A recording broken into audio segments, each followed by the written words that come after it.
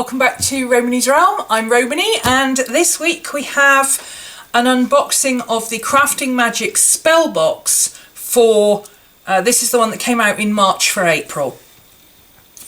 And we've got a list here of the different spells that are included. Not difficult spells, they don't look difficult. The idea with this spell box is that as they go along, they're going to be more and more complex spells. You'll be able to build up your skills. Last month's was very, very simple, mostly candle magic and meditation. It's a little bit more involved this month. We've got spiritual house cleansing with sea salt. So for those of you, in one of the boxes we had black salt, which I talked about it in the actual video because black salt it will absorb everything. It's a magnet for bad juju and you have to be very careful with how you get rid of it.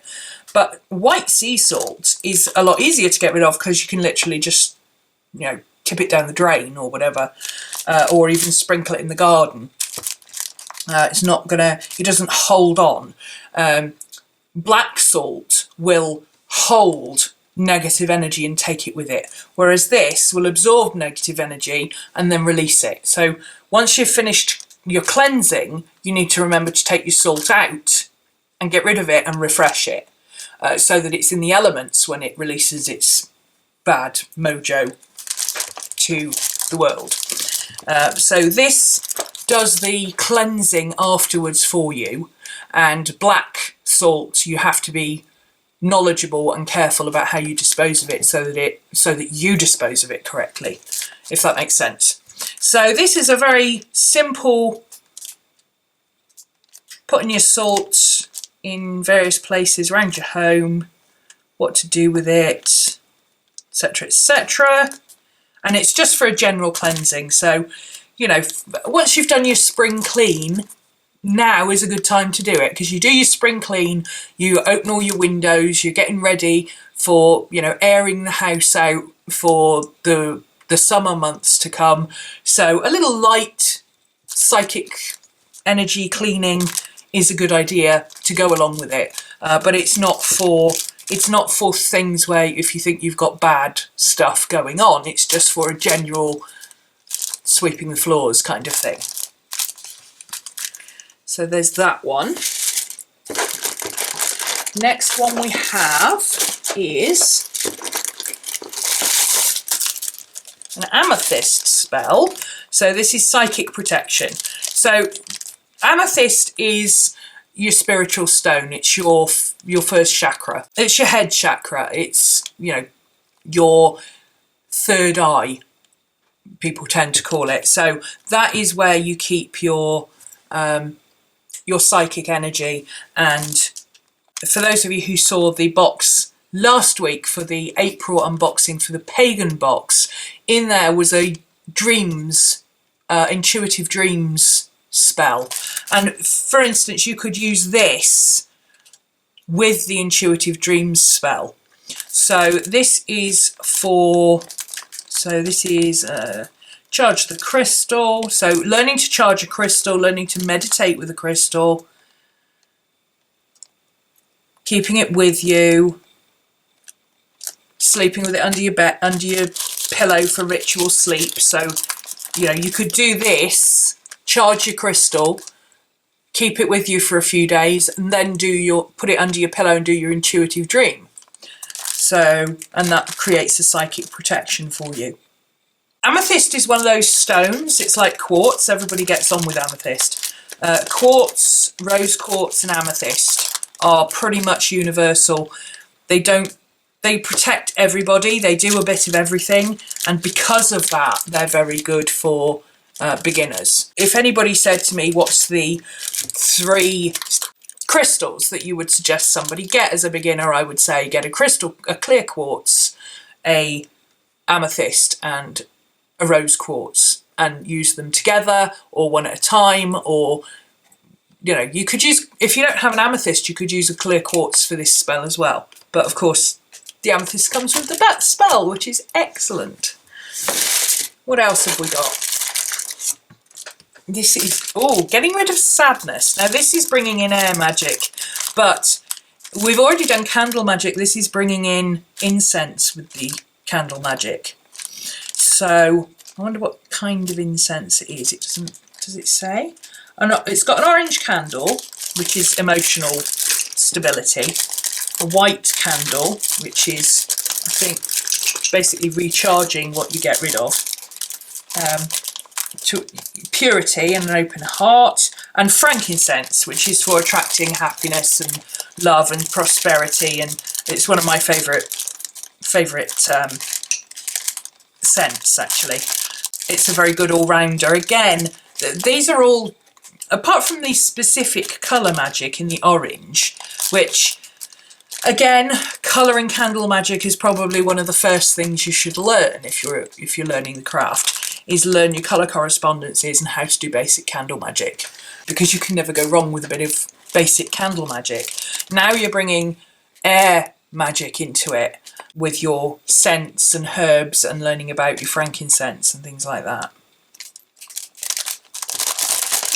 Okay. And then the fourth spell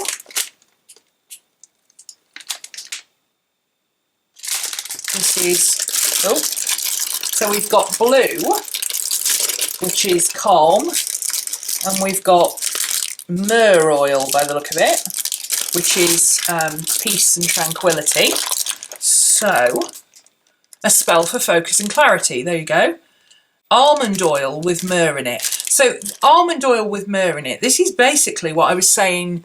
I mentioned last week about my face gel is unscented. It's a simple one.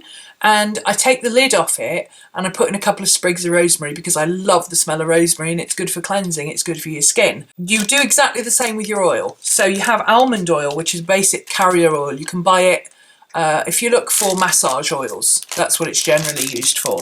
It's a carrier oil. It can't do any harm to anybody and it won't interfere with anything else. Unlike coconut oil, which is scented. Almond oil, vegetable oil, sesame oil are all neutral. So almond oil, you put your myrrh in with it, whether you infuse it with herbs or whether you mix it with essential oil or whatever, and then you have this diluted myrrh oil, because myrrh can be quite strong. So the fact that it's diluted means you can't really get too much into it. You can't get lost, because a lot of people who are very advanced use myrrh oil for meditation, to really hone in and concentrate. And these are the kind of people who meditate for hours on end, okay? If you're a beginner, you don't want to be doing that. You can get lost in your own head. So you want to use diluted versions of very strong substances. And obviously myrrh oil is very strong. So the blue candle and the almond oil, you're rubbing it across your third chakra at the centre of your forehead. Third chakra, oh, third eye, sorry. I was going to say third chakra isn't the centre of your forehead, that's your throat. Your third chakra is your third eye chakra, is your first chakra, your purple one, which relates to your amethyst. Using the element of water. So this is using elemental magic. Yeah, I missed that. It's using elemental magic. Earth, air, water. I wonder if the next one will be fire. Could be. Anointing your throat chakra. Oh, all your chakras. Okay, it's focusing all your chakras. Myrrh is used in the oil for its bringing of peace and understanding, and is also known for use in meditation. Sky blue is used for bringing wisdom, harmony and understanding. Almond oil is used to attract wisdom. Oh no, that I didn't know. I didn't know the carrier oil actually had a use as well. Obviously, of course it would have. But yeah, it's pretty neutral, almond oil. But I didn't know it was for attracting wisdom. So there you go, I've learned something today. So yeah, getting into a little bit of elemental magic. I wonder if the next one will be some sort of fire magic. It's candles again, so it could be. To see the truth.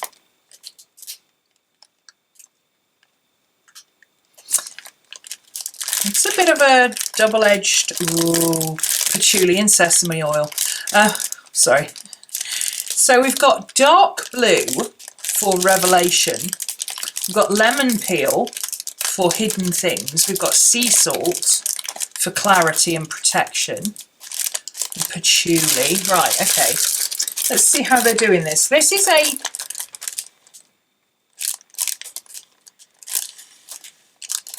Yes, it's using the flames. Okay, it's fire magic. So we've gone elemental this time. Rub the patchouli oil on the candles and then roll the candles into the dried lemon peel. And then it's basically talks you through a meditation. Imagining the conversation with the person. So you've got the blue candles are used in this spell for truth and exposing lies. Because they're used for dark blue is communication and revelation, like I say. We've got the lemon peel for cleansing the negative energy of around the lies that are being told. The sea salt is used for sealing the spell. So once you get all the bad information that you want, you seal the spell with the salt. Patchouli is in sesame oil, again, because it's very, very strong. This is a clarification and focus oil, so it's probably for enhancing. Patchouli is used for enhancing the power of the spell, yeah. And sesame oil is used in spells requiring the truth. Again, something I didn't know, because I knew sesame was a neutral oil used for a carrier, but I didn't know it was used for requiring truth. So there's something new I've learned that I can put in my book of shadows. And of course, patchouli is my favourite oil. Love this stuff, I use it everywhere. Right, so that's a pretty good mix. So last month we were lighting candles and imagining outcomes and meditating and all that kind of thing.